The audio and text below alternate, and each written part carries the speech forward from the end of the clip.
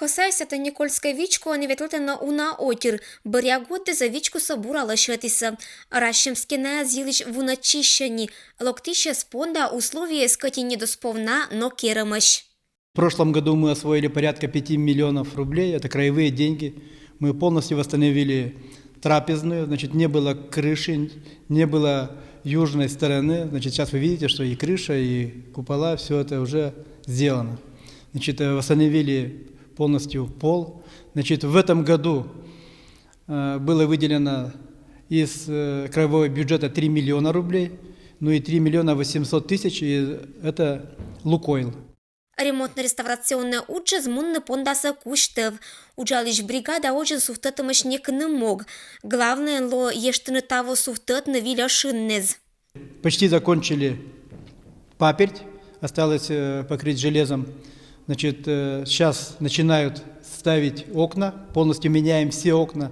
Значит, до Нового года весь этот объем работ будет выполнен. Ытласа уч да вера оцетын косайся та Никольской вичкула щетиса вильлов. Районыш олиш Мария Ильинична верита. Мы чужанин мувлыш святыня очлань пондаса лептыны, лощетны, да бчамщетны.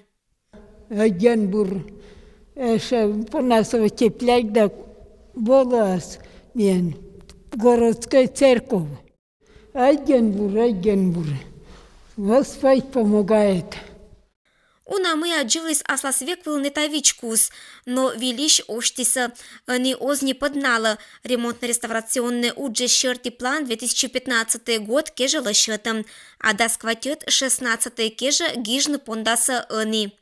На 2015 год у нас уже проект готов, на 2016 год мы будем готовить проект сейчас. Планируем, если бы у нас все получилось финансами, то к 2016 году полностью закончить все ремонтно-реставрационные работы с благоустройством. Ирина Батуева, Юрий Сыскирова, Вести, Кудымкар, село Коса.